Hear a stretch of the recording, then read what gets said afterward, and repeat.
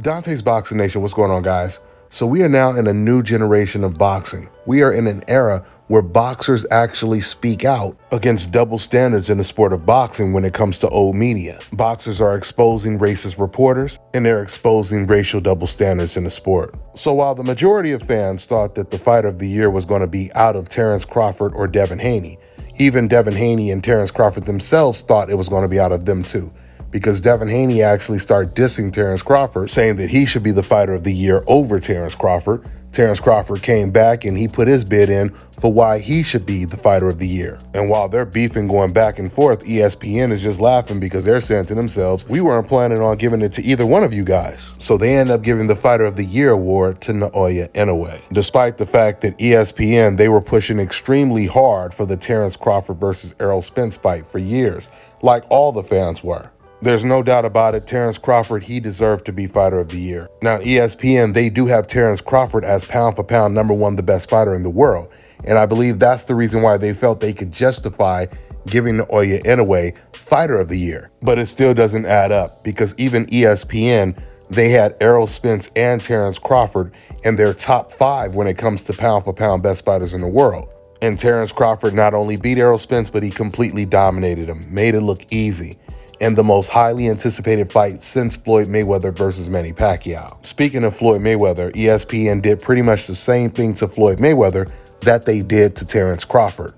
After years and years of ESPN pushing hard for the Mayweather-Pacquiao fight, a lot of analysts and commentators were implying that Floyd Mayweather, he was ducking Manny Pacquiao.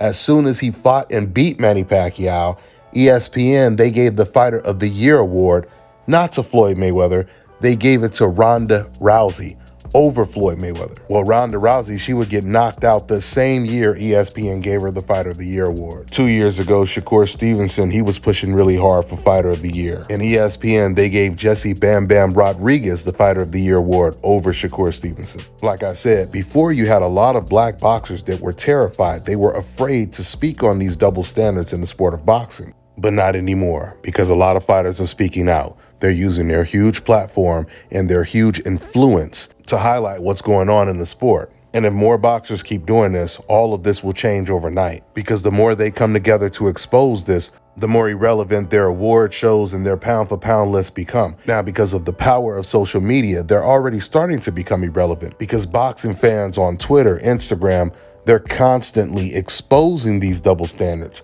by sending messages directly to racist reporters and commentators that work for some of these networks. And then you have boxers like Antonio Tarver, who came out and he said something that's going to get a lot of people's attention. And when I say a lot of people, I'm not just talking about the boxing fans. I'm talking about other boxers that will most likely be influenced to start pointing out these double standards as well. So Antonio Tarver, he spoke on the whole situation comparing Terrence Crawford to Inoue. So Tarver, he came out and he said, they got to stop this. Who has he beat?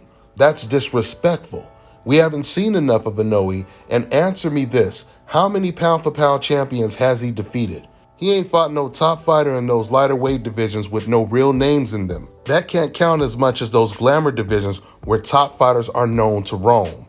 He's in the top 10, and until someone defeats Terrence Crawford, he's the pound for pound champ. Stop playing with his name and his brand. Build Inoue's name off of his fights, not off the pound for pound discussion. That is an excellent point. Build Inoue's name off of his fights, not off of a pound for pound discussion. This is what old media has been doing since day one. As soon as old media finds a fighter on the hope list, which just means he's not black, he could be brand new in the game, has one decent win, and even if no one knows who he is, even if he hasn't even fought in America yet, old media will start saying that he's pound for pound the best fighter in the world, over a Terrence Crawford, over an Andre Ward. This is exactly what they did with Chocolatito Gonzalez. While a fighter like Andre Ward or Terrence Crawford has to be in the game for like 10 years, putting in serious work. Roman Gonzalez, he fights on maybe 2 or 3 undercards, and old media starts saying that he's the best fighter in the world. Now he's the Michael Jordan of the sport. Just imagine if this was an even playing field. That would mean that Terrence Crawford wouldn't have to do half the stuff that he has done in his career to be considered pound for pound the best fighter in the world. If they treated Floyd Mayweather the way they treated Roman Gonzalez, Floyd should have been considered pound for pound the best fighter in the world when he won his first world title against Gennaro Hernandez. He should have been considered the best before he even fought Diego Corrales. Floyd wasn't even considered number one the best fighter in the world after he stopped Corrales. But Roman Gonzalez was considered number one over Andre Ward? How does that make any logical sense, guys? Once again, according to old media's pound for pound list, which is the reason why their list has no credibility anymore. With that being said, I'm gonna wrap this video up. That's all I got for now, guys. I'm on to the next one.